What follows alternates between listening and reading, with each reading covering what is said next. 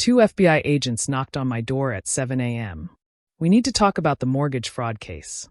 Mortgage fraud? I'd never bought a house. They showed me loan applications with my name, my social security number, my forged signature. Someone had bought a $400,000 house in Florida pretending to be me. I called my sister. What did you do, Tessa? Before we continue, make sure you subscribe, like, and share this story, because what happens next will leave you absolutely speechless. I don't know what you're talking about. Tessa's voice was too high, too defensive, and I'd known her for 32 years, long enough to know when she was lying.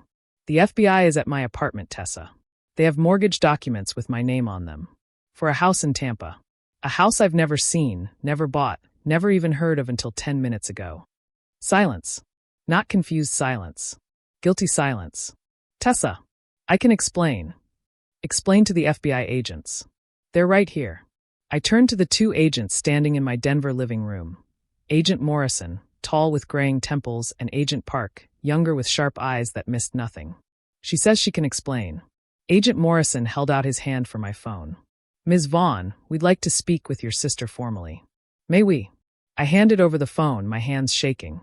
This couldn't be happening. Identity theft was something that happened to other people, not something your own sister did to you. Agent Morrison stepped into my kitchen, voice low and professional. Agent Park stayed with me, her expression sympathetic but alert. When's the last time you gave your sister access to your personal documents? She asked. We grew up together, so she knows my birthday, my middle name, stuff like that. But my social security number? I haven't shared that with anyone. Does she have access to your apartment? No. I moved here 3 years ago from Chicago. She's never visited. What about mail? Old tax documents? Anything she could have gotten from your parents' house. My stomach dropped. My parents' house. I had a box of old documents in their basement. From college, my first apartment, old tax returns. I was going to shred them, but I never got around to it. When did your sister last have access to that house? She lives there. She moved back in with them 2 years ago after her divorce. Agent Park made a note. Everything she wrote felt like another nail in Tessa's coffin, or maybe mine. Agent Morrison returned, handing me my phone. Your sister has agreed to meet us at the Denver FBI office at 2 p.m. today. We'd like you to come as well. Am I under investigation? Right now, you're a victim. But we need to verify that you had no knowledge of or participation in this fraud. I didn't. I don't even know what house you're talking about. Agent Morrison pulled out a folder, showing me pages of documents. Mortgage applications, tax returns, W-2 forms, bank statements, all with my name, all with signatures that looked almost like mine, but not quite. This is a $400,000 mortgage for a 3-bedroom house in Tampa, Florida. The loan was approved 8 months ago. The borrower, using your identity, put down $80,000 as a down payment. $80,000? Where would Tessa get that kind of money? That's one of many questions we need answered. After they left, I sat on my couch and tried to process what had just happened. My sister, my older sister who I'd looked up to my whole life, had stolen my identity, had forged my signature, had committed federal fraud using my name, and I had no idea why. The FBI office was cold, sterile, and terrifying. I sat in an interview room across from Agents Morrison and Park, while Tessa was in another room with her lawyer, a public defender who'd shown up looking harassed and unprepared.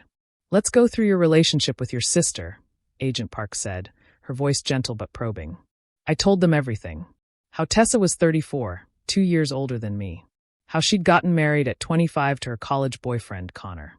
How they'd divorced after 7 years because Connor had an affair. How Tessa had struggled afterward. Lost her job as a real estate agent, moved back in with our parents, couldn't seem to get back on her feet. Did she ever ask you for money? Once. About a year ago. She needed $5,000 for a security deposit on an apartment. I gave it to her. Did she move into that apartment? No. She said the landlord backed out. She gave me back $2,000 and said she'd pay me the rest later. Did she? No. Agent Morrison leaned forward. Ms. Vaughn, did your sister ever express interest in moving to Florida? All the time. She loved Tampa.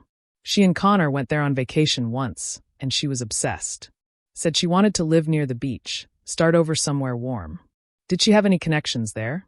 Friends? Business opportunities? Not that I know of. But we haven't been as close since she moved back home. She got distant. Secretive. They exchanged glances. And I knew there was more they weren't telling me. What? I asked. What else did she do? Agent Park slid a photo across the table. A beautiful house. Mediterranean style, palm trees in the yard, two-car garage, screened-in pool. Recognize this? No. This is 847 Sunset Ridge Drive, Tampa. The house purchased using your identity. Your sister has been living there for the past 7 months. My brain short-circuited. Living there? Yes. We have utility bills, cable service, grocery delivery. All under your name, but going to that address. Your sister has been pretending to be you for more than half a year. But how? How did she get a mortgage approved? Don't they verify identity? They do. But your sister had everything she needed. She had your social security number, your employment history, your tax returns. She even created email accounts in your name to correspond with the lender. What about income verification? I'm a speech therapist. I don't make enough to qualify for a $400,000 mortgage. Agent Morrison pulled out another document. Your sister created fake pay stubs showing you earning $120,000 a year as a senior speech pathologist at a Denver hospital. She forged letters from your employer. She even had someone pretend to be your HR representative when the lender called to verify employment. I felt sick. This is elaborate. This is planned. This is organized fraud. Which is why it's a federal case. What happens now? Now we finish investigating. We interview your sister, verify your story, review all evidence. If the evidence supports what we believe, that your sister committed identity theft and mortgage fraud, she'll be charged federally. What's the penalty for that? Up to 30 years in prison. I felt like I'd been punched. 30 years. Federal mortgage fraud is a serious crime. When you add identity theft, falsifying documents, and mail fraud, the charges add up. But she's my sister, which is why this is probably harder for you than for us, Agent Park said gently. But the law doesn't care about family relationships. It cares about crime. And your sister committed multiple federal crimes. They let me go after 4 hours of questioning. Tessa's interrogation went longer, 6 hours. By the time I got home, I had 17 missed calls from my mother. I called her back. Mia, what have you done? She was crying, furious. The FBI arrested Tessa. They're charging her with fraud. How could you do this to your sister? How could I, Mom? She stole my identity. She bought a house pretending to be me. She was desperate. She needed a fresh start. You could have helped her. By letting her commit federal fraud? By being a sister instead of calling the FBI on her. I didn't call the FBI, Mom. They came to me. They were already investigating. I'm a victim here. You're sending your sister to prison. No. Tessa sent herself to prison by stealing my identity. This isn't my fault. If you don't drop the charges, I can't drop federal charges. That's not how this works. The government is prosecuting her, not me. Then refuse to cooperate. Tell them you gave her permission. That would be lying to the FBI, which is also a federal crime. No, Mom. I'm not going to prison because Tessa made terrible choices. She's your sister. And I'm hers. And she stole from me.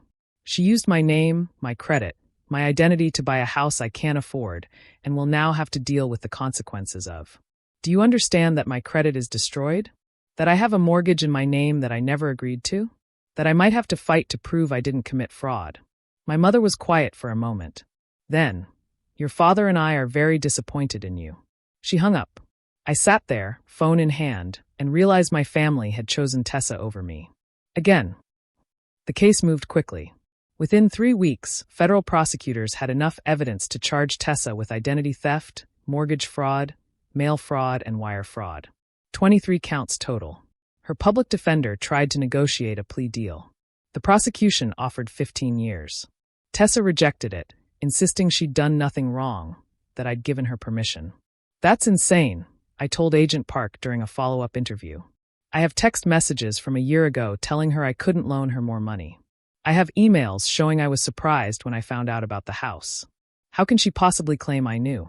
Desperate people tell desperate lies. The trial was set for 6 months out. In the meantime, I had to deal with the aftermath. The mortgage was in default. Tessa had stopped making payments after 2 months. The lender was threatening foreclosure and coming after me for the debt.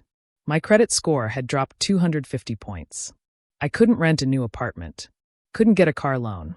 Couldn't even open a new credit card. I hired a lawyer, a consumer protection attorney named Marcus, who specialized in identity theft cases. "This is bad," he said after reviewing everything.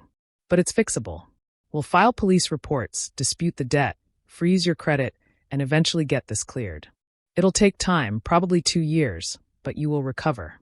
"What about the house?" "Not your problem. You didn't sign the mortgage. You didn't buy the house. Yes, your name is on the documents, but we'll prove it was fraud. The lender will have to foreclose and eat the loss." "What about the $80,000 down payment? Where did Tessa get that money?" Marcus looked uncomfortable. "I did some digging. She took out personal loans in your name. 3 different lenders. $30,000, $25,000, and $25,000. My head spun. "So I'm liable for $80,000 in loans I never took out." "On paper, yes. In reality, no. We'll dispute all of them. It's fraud. You're not responsible. But my credit will be ruined for a while." "I'm sorry. That's the reality of identity theft. Even when you're a clear victim, you still have to fight to prove it." The trial was devastating. I had to testify against my sister. Had to sit on a witness stand and explain how I didn't give her permission, didn't know about the house, didn't sign anything. Tessa's lawyer tried to paint me as vindictive, as jealous of my sister's success, as someone who'd given permission and then changed my mind when things got complicated. But the evidence was overwhelming. Forensic document examiners testified that the signatures were forged. The lender testified that they'd been deceived. The fake employer testified that they'd been paid $500 to pretend to verify my employment. And the FBI presented evidence of Tessa's planning. Emails where she'd researched how to forge documents. Google searches about getting away with identity theft. Text messages to friends saying she'd found a way to buy her dream house. The jury deliberated for 4 hours. Guilty on all counts. The judge sentenced her to 12 years in federal prison. My mother screamed in the courtroom. My father sat stone-faced. And Tessa looked at me with such hatred that I had to look away. "I hope you're happy," she said as they let her out in handcuffs. "You destroyed my life." "No," I said quietly. "You destroyed mine. I'm just trying to rebuild it." 2 years have passed since Tessa went to prison. My credit is mostly repaired. The fraudulent mortgage was removed from my record. The loans were discharged. I'm rebuilding slowly but surely. My parents don't speak to me. They blame me for Tessa's incarceration, even though I didn't press charges, didn't testify voluntarily, and was dragged into this as a victim. Tessa writes me letters from prison. Angry letters saying I should have helped her, should have covered for her, should have been a better sister. I don't respond, because here's what I've learned. Family doesn't mean unconditional tolerance of crime. Family doesn't mean sacrificing yourself to protect someone from the consequences of their choices. My sister stole my identity to buy a house she couldn't afford. She committed federal fraud using my name. She destroyed my credit and tried to destroy my life. And when she got caught, she tried to blame me. That's not family. That's a predator who happens to share my DNA. I'm 34 now. I have good credit again. I'm saving for a house, a real one purchased legally with my own money, under my own name. And when I buy it, I'll know it's mine. Not stolen. Not fraudulent. Not built on lies. Just mine. My sister borrowed my identity. I reclaimed it.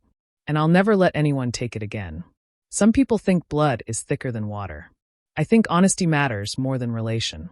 She's in prison now, serving 12 years. And I'm free. Finally.